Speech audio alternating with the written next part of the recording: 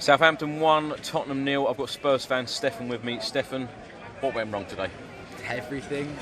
The thing I keep saying is, I can't understand the point of that game because literally nothing happened. We showed. I mean, the only proper chance we had was Harry Kane in the first half. Then it was a snapshot.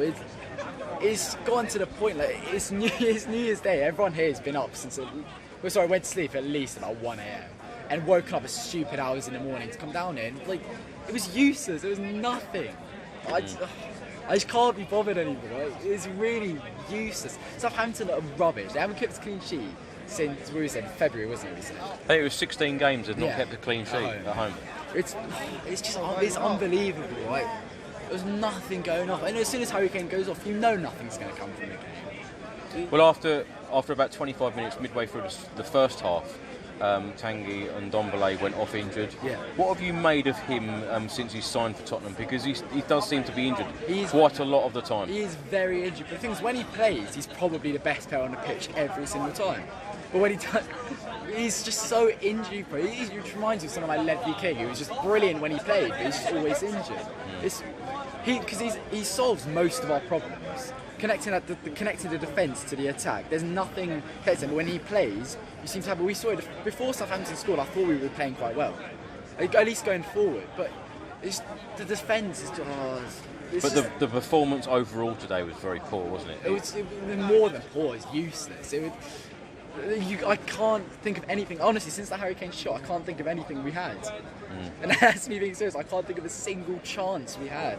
Harry Kane scored. It was offside, and he injured himself doing it. Stefan, what's the answer though? Because Pochettino got sacked because of poor results. Yeah. Now, since Jose Mourinho's come in, he's done fairly well. He's lost against clubs that he previously managed, Chelsea and Manchester United, and now today. What's the answer? Because is the answer to buy more players? Because the January window is open today for a month. Are we going to buy players? We won't, but we should. You can't blame. For example, today you can't blame Mourinho. There's no way you can sit there and be, it's Mourinho's fault. There's this more than capable side out there. Whose fault is it? The players. Yeah, which ones? All of them. They're all pathetic. None of them try. Every attack, it all starts from the defence. Every time you get the ball, it should be 1 touch, 2 touch pass. 2 touches maximum you pass the ball.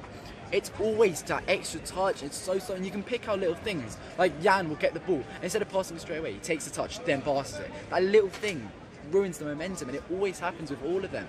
There's nothing connecting the attack and defence. Going forward, we get the ball in the front form, we look alright going forward.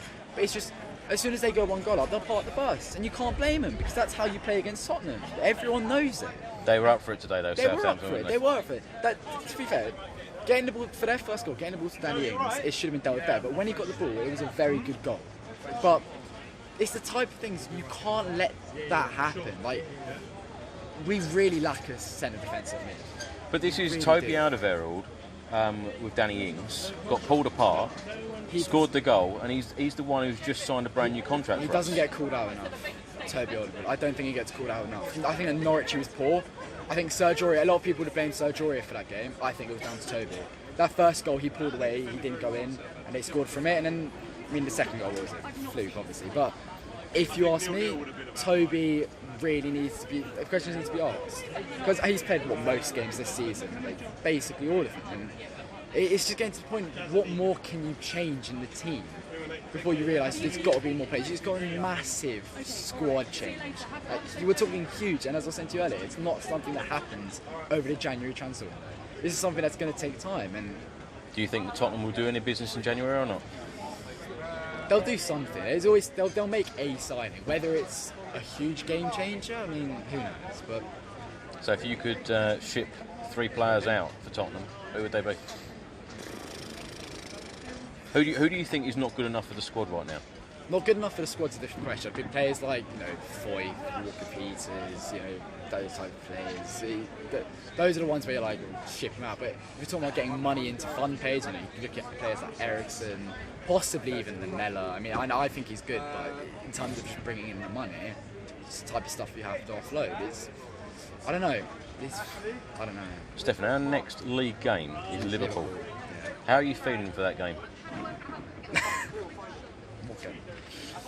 Playing like today, I mean, I'm guessing Harry Kane will be out. So nothing going forward. That is literally nothing. No Son, is that right? There will still be. I think Son will be back. He's served the 3-match suspension now. Yeah, so he will be back. I mean, Where realistically do you see Tottenham finishing in the Premier League this season after that performance? After the last few performances, because Norwich wasn't that great. In my opinion, I think we scraped that draw. Yeah. We scraped the win against Brighton. Yeah, We've scraped some results this season. It's been mediocre season. We've won 8, we've drawn 6, we've lost 7. Yeah. If you think about it, the only game we looked convincing was Burnley. That's the only game we looked convincing. And based on that performance instead, I'd say barely top half. But also you have to remember the rest of the league is not doing that great as well. But what difference do you think that Jose Mourinho has made? Or do you think there's any differences made since Pochettino's left? I don't think we would have beaten Wolves without Mourinho, if I'm honest. I think that game, that was pure. He clearly had a game plan, go 1-0 up, defend. They scored the goal, and then it was a lucky goal, but I think under Poch we never would have won that game.